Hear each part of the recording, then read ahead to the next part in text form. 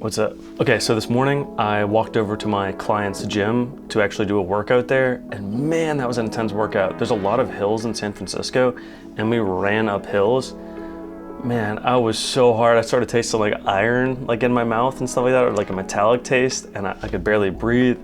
Anyway, super hard workout. I am so grateful to have that workout completed.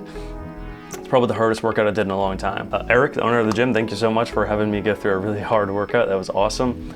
On the way back, I was like, okay, I haven't eaten any fruits. I should probably get something. So I got like this little acai bowl from this place called Palmetto Superfoods. Excited to try this. I'm actually not even hungry from that workout yet, but I was like, I probably need some fruits. I've been sitting in here just drinking protein shakes and going to the convenience store and buying like, you know, those little pre-made sandwiches, which are like $6 or $7 for a pre-made sandwich. Because if you go to a restaurant here, like I went to this diner, which is a nice diner called Mel's Diner, that was, including tip, $26, $27 just for breakfast, okay? Just for coffee and a breakfast meal. It's one of the reasons why I like Waffle House, okay? The value is there. You can have a great, quickly cooked meal for like, I don't know, less than 10 bucks probably. Or if you're getting so much food, maybe like 15 bucks. But you could eat for two people under 20 bucks at Waffle House. It's wonderful. And it's breakfast food's kind of all the same. Instead, unless you start getting like fancy with the avocado toast and all those cool things, no, Waffle House is not gonna have that. But they're gonna have a lot of other good stuff. Anyway, let's jump off of my obsession with Waffle House, which I haven't had in a long time, and say everything here is quite expensive. So, you know, just fork it out, and I realized I wanted to be healthy and eat this. So now I am about to eat this, and then I have a lot of work to do today. I'm trying to plan my schedule so that every single time segment is booked up with something to do. One thing I'm really happy about is last night I finished Naval Ravikant's book, The Almanac of Naval Ravikant. And I should say, like, he didn't actually write that book. It was written by someone else, but the book is really, really good. I mean, I think I took over 40 pages of notes in my remarkable tablet. Let me just give you a sense of that.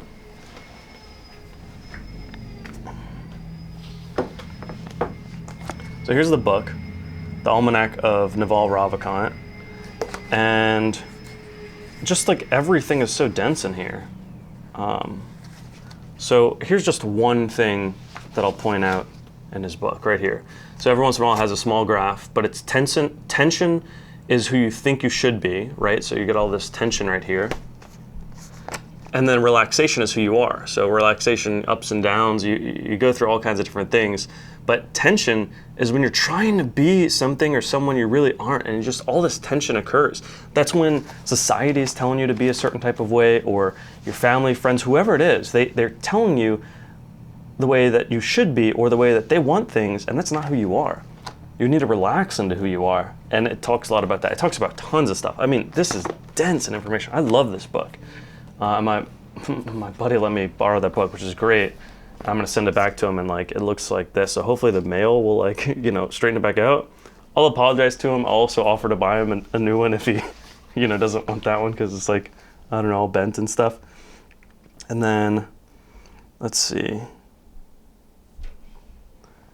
So for notes, okay, a total of 56 pages of notes. And so this is the remarkable tablet, This is the remarkable tablet that I'm using to get notes for this book, as well as just journaling and everything. It really helps to have everything in here.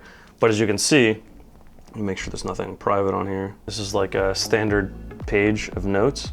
So I have 56 of these type of pages of notes, which is incredible. It's literally sitting down, really focusing on reading that book, and then writing down exactly the thoughts that are coming to my head, or sometimes it's word for word because that sentence is so dense. And I'm gonna try to go back and reread it. Hopefully this will help me retain the information more. Also, that book is so dense. I highly recommend that book to anyone. I'm so glad I read it. So glad. Like yesterday I went out for dinner, and I think that, you know, the conversation was great, but I was ready to get back so I could finish that book. Like I had a drink at dinner, and then I got back and I was like, you know, typically when I have a drink, I just like relax afterwards, but I was like, you know, what do I want to do to relax? Well, I want to read that book. So I just picked up that book, and it was awesome. I'm so glad I finished that book. I couldn't have done anything better with my night than finish that book. And then after I finished that book, closed it, hopped on the bed, and didn't do anything else until I fell asleep. Oh, that was an awesome night. Anyway, I'm gonna stop rambling. Later.